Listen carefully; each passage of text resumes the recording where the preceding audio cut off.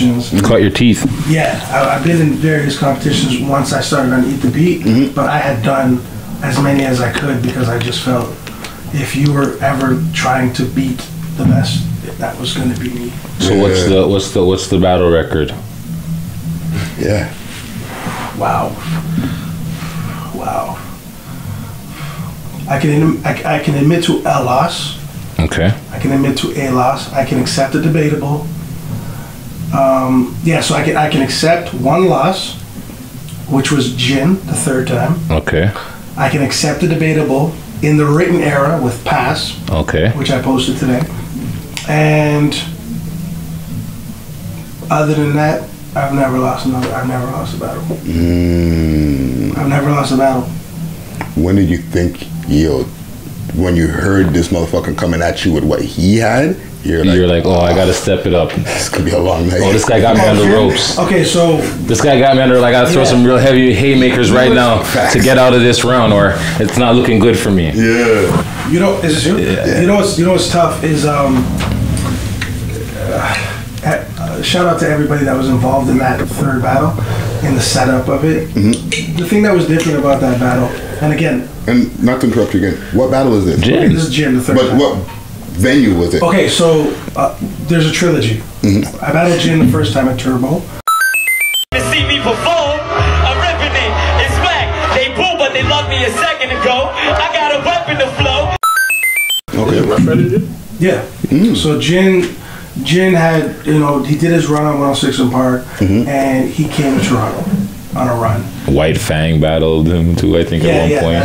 That night. That same night. I was in the building. So we were at Turbo, and it was 90% Asian people, which was awesome, which was really cool. That's because crazy. It was good to see. It showed up. It was good to see the community come out to support him. I'd never seen a hip hop show with that many Asian people. Yeah. Right. So it was pretty dope. Yeah. However, he was on the radio earlier in that day, saying that he was here to battle the best, and it was known that during that time that was me.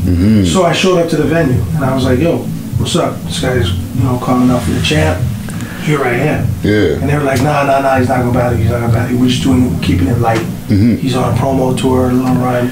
He's gonna keep it light." Yeah. So I just went there. I went there with a couple homies, whatever, we were drinking. And he was battling everybody. He battled White Fang, he battled somebody else, and he was just running through everybody.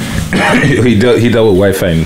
And these are all off the heads. Yeah, this is freestyle. This is freestyle off the top, right? Yeah. It was a good night. And then he says, and then all of a sudden, he's cooking everybody. And all of a sudden, that crowd full of 90% Asian people start screaming, "Big shot, big shot, big shot." And I'm just at the bar watching this shit go down. Is this me they're talking about? So all of a sudden, Jen went on the mic and like, "Man, what? Man, who the fuck is Bishop?" And that was it. And I said, you crossed the line now. Made a mistake. Yeah. You said my name. Yeah. I jumped up on the stage and we went at it. They didn't call the winner, but you can find the footage. It's online. It's on YouTube? Yeah, all the battles are. Fast forward. Yeah. That was a good night though. Fast forward now to the second time. Okay. You're an R&B singer. I'm doing the way my shit. Ain't gonna do fans, baby. You're a rough rider. What you do in that place for the chasing? And now we're at the second one. Karma nightclub in Mississauga by the Wow. on Dixon. Right? So now I was actually just chilling, and I got word that he had a show. He had already dropped his album now, his Rough Riders his album. Speak Chinese album. Yeah. Learn Chinese or whatever. And so he's been out now. He's been doing his thing. And he's got a show in Toronto. Now this is not a Chinese or an Asian crowd that he's in front of. So I got word that he was at Karma. He was having a show. So I was like, "Oh, cool. Like, I battled this guy. Like, whatever. I'm going to go check out his show, see how it is." Completely on the humble. So I go to the venue by myself. I know one of the owners, and I'm known. I'm doing my thing. I'm Bishop. You know what I mean? Yeah. So I can pull up. I pulled up. They showed love, and I wanted to come see the guy's show. So I hope that didn't sound arrogant. I just meant that. No, talk your shit. No.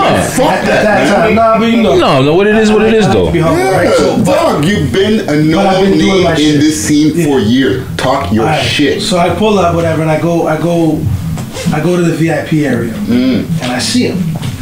So I'm just doing my thing. I'm walking in, whatever, and I notice that it's an all ages type of crowd. I feel like it's a little bit of an all ages crowd or whatever.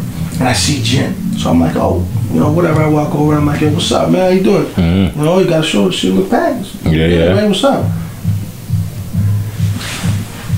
But he's like, yeah, man, yeah, it's good to see you, man. I'm like, all right, cool, man, whatever. We just chopping it up, small talk, right? Yeah. All of a sudden, his manager and his homie and one of his bodyguards, they're like, you know, like pre me, right? So that the man's like, yo, can we talk to you for a second? I'm like, yeah, what's up? So I walk over with them. They pull me to the side or whatever, and they're like, yo, what's up, man? Every time we come to Canada, we hear the same shit about you. We talk shit about Jen, yo. Oh, man. Better than Jen, yo. You talking that shit. We rough riders now. That's what he's saying, right? Wow. This is verbatim, right? Now, But this isn't Jen. No. This is people's. They walk me like they're like, yo, can we talk to you? Yeah, let's come around here. So I looked at the dude, and I was like, I'm like listening to what they're saying, right? And I'm like, the only thing I can think of to say is, look, are you gonna bark in my face or are you gonna bite? Because I don't give a fuck what you're talking about. Yeah. I'm better than them, but I don't care what you're gonna talk about. You're like standing up close to me, shit, right? So then, all of a sudden, out the side, and I'm not gonna quote this wrong, and I'm pretty sure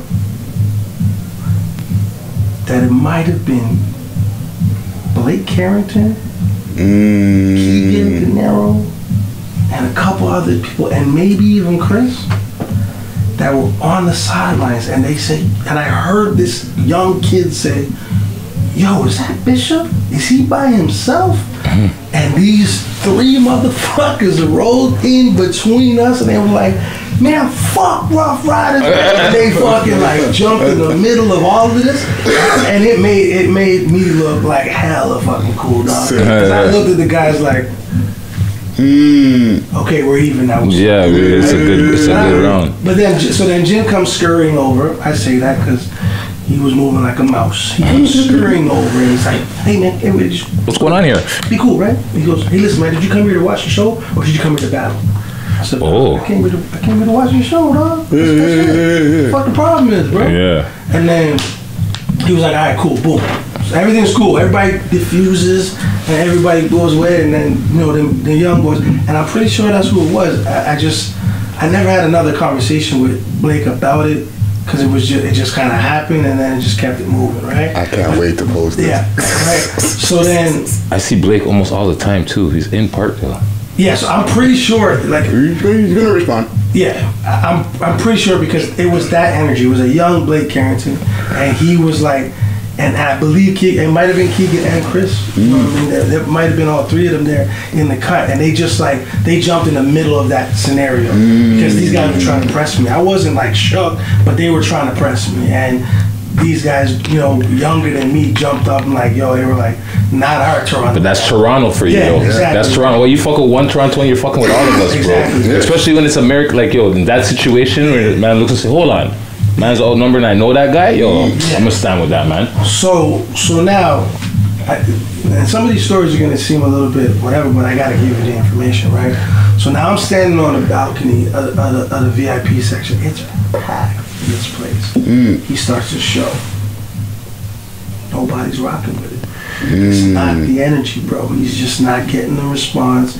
It's not hitting. He's in the screw face. It's just not landing the way in the screw face, right? I'm just chilling. I don't wish bad on anybody. Like, damn, that sucks. Your show's not popping, but I'm still there. You know what I mean? I show love where love's due. All of a sudden he stops, and this is what you don't see on YouTube. You only see on YouTube the second battle, you just see I'm already on the stage. But what happens is he literally must have spoke to somebody and was like, prepared this. So I'm on the. I'm going to tell you now. There's a stage, and then all the way up on the stage, there's a balcony, VIP section to Karma. So I'm literally leaning on the rail, looking at the show from the side of the stage. He's like, "Yo, man, every time I come to Canada, I hear the same thing. You lost the Bishop, or would you battle Bishop, or you should battle Bishop, Bishop. Yeah. Driving them nuts." So it's like, everybody makes a noise for your boy Bishop. And there's a fucking strobe light that fucking... Sound man, the light man, say, yo, light man, hear this, what, hear what? Yo, see him over there in the corner? You're fired. Hit him up. Toronto sound guy, lighting fired. It didn't work out for him, anyways. So he put the light on. Right? So I'm literally like, I got a drink in my hand. He's like, mix it, and the crowd goes, ah. And I'm like, I throw my 6 up, I'm chilling. I'm like, yo, whatever. I'm like, but they can't hear me. So he's saying what he's saying, and he goes, yo, you know, I just talked to Bishop upstairs, and he told me he's the best thing that Canada will ever have. I didn't say that to him. The whole crowd started booming, because we don't rock like that. So we don't rock with that. So yo, y'all want to see me battle Bishop right now and take him out? Whoa. The whole place went crazy. Yeah, man don't know what he's doing. The owner came out. They had police at the front door. The police had to monitor the door. All the security was able to leave the front, and nobody was in and out. This was going the fuck down. Wow. Right? So now I'm up in the VIP. The owner comes to me and goes, yo, come this way. I remember if y'all go back and look at my first video about that's the way when I walked through the kitchen. Check it out. Okay, the city says they need a single from Bizz. That's where the owner took me. Shout out to Ben.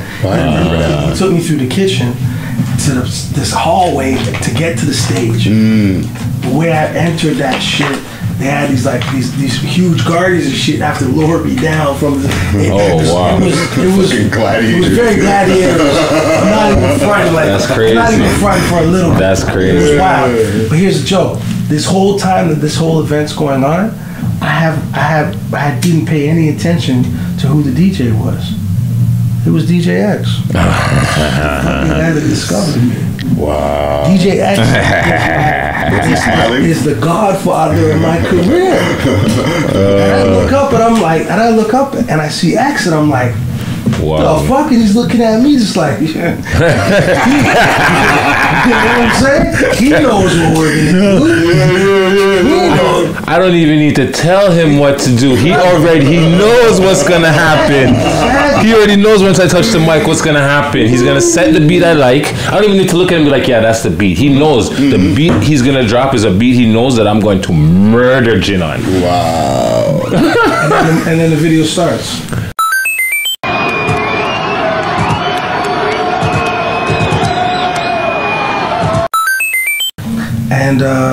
And we went at it, and that was his concert, and he left his concert early. I signed autographs at his concert. I left with a couple of chicks, some baddies, maybe more than a couple. Hey. And then he went on Much Music the next morning and had an interview with Nam again. And again he said to him on air, he said, "What happened last night?"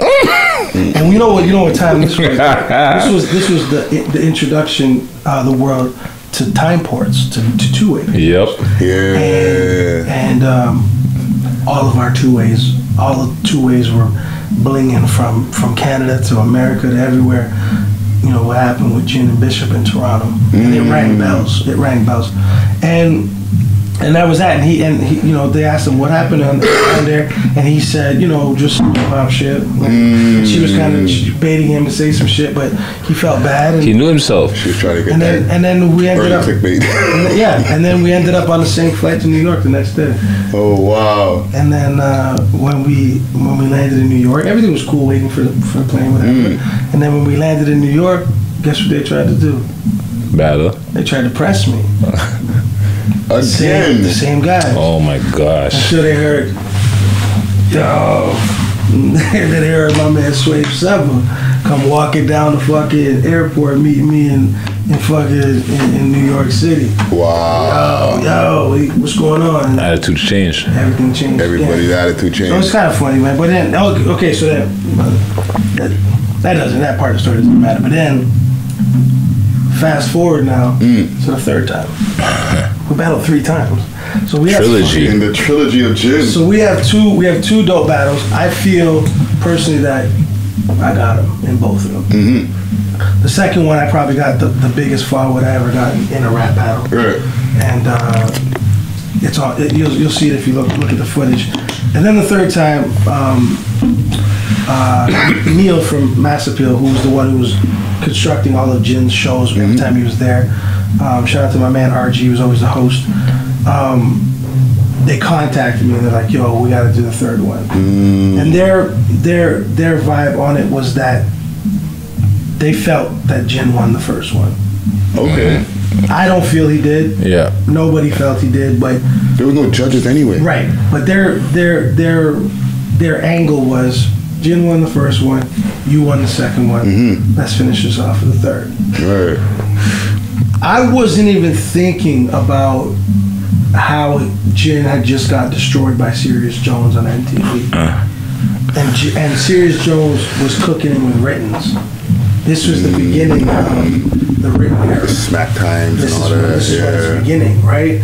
It's like now somebody came in, Serious Jones, and beat Jin decisively, but with writtens. Yeah. It was bad. It was really bad for Jin. Yeah. This is one of his worst losses, except for after that. This is when he started going down too because like the Rough Rider shit wasn't working out, right? All that. Yeah. So now he's the downward spiral.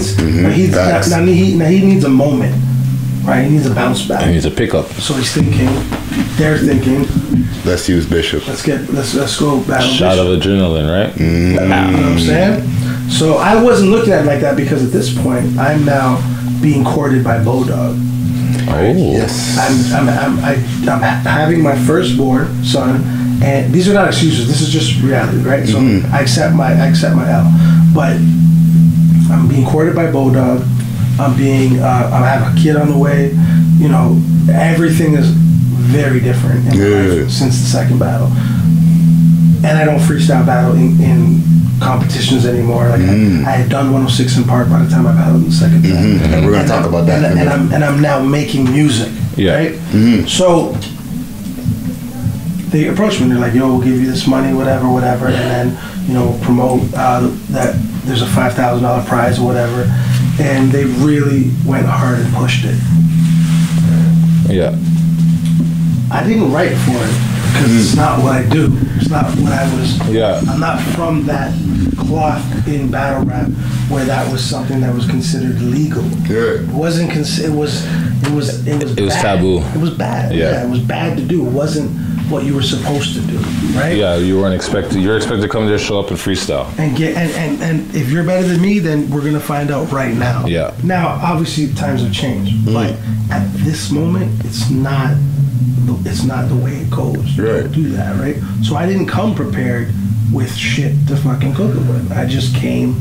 And whatever beat was gonna drop was gonna delegate the path of my flow, what I was gonna say, what you were wearing, everything. Yeah, that's what mattered, and that's what was the true test of the skill was the moment. It's the era. That's the era you're coming from. Where it was, you look at a man and you talk about your shoes and your hat, and if you happen to know something, you fit it in there. But you know what I mean. That was the time. Right. So when I got there and when I got on, and I made sure I had on a fire outfit. I had on like fucking $3,000 Evisu shoes, fucking Evisu, like a full Evisu track, jean and hoodies. Like when it was like super expensive, right? And so I made sure I was dressed properly or whatever, and there was no way he was going to be able to, bad mind my clothes or whatever. Yeah. And we were going to go at it. I get there, we're on stage, and they decide at that point, no beat. It's going to be a cappella. Oh, wow. There's no beat now. Okay, what the fuck's going on? This is weird. Who goes first? So he's going to go first. I still got this. I talk. My bad. Rose more smoked out, all right. So no beat. No beat. So I'm like, air in this room, so something's going on. something's going on, right? I'm feeling something's happening. Right. And we're at government. Shout out to government. I remember this, you know. Government. Yes, keep going. And the only people that had any type of backup for me was Jellystone and his whole crew. They actually were like rooting for me. Everybody in the crowd was not rooting for me. Right. I don't know what happened. I don't know where I went wrong. But at this moment, they weren't there to rock with me. Yeah. So maybe they promoted it a specific way, because you can do that. You can promote to places that don't like me. You can promote to a certain demographic. You could do that. How far they went to do it, I don't know. Right. But I already lost when I walked in the building. I was already down points, right? So now there's no beat. Fuck. This is not the way it's supposed to go. Right. Why are we doing this? I have no say. Jin's gonna go first. Okay.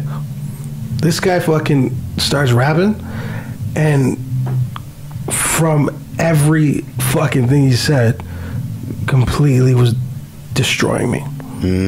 Like destroying me. Yeah. And it was off the head. Not even close. This is research. And it's like very specific, direct, personal. Premeditated. I need to fucking kill you. Shit. Yeah. So I'm like, oh, wow. wow. You know what I'm saying? I'm like, holy fuck. I wasn't ready for this. Right. And you know what? And as much as it was a bad night. I couldn't, there was no round I recovered. I couldn't. Nothing I said landed. Nothing I said was as polished. Nothing I said was able to. The energy was just off. It was gone. I was literally on stage, absorbing the L as like the only way I could. And the only people that had my back was like Jelly and them and a couple of people that came with me, right? But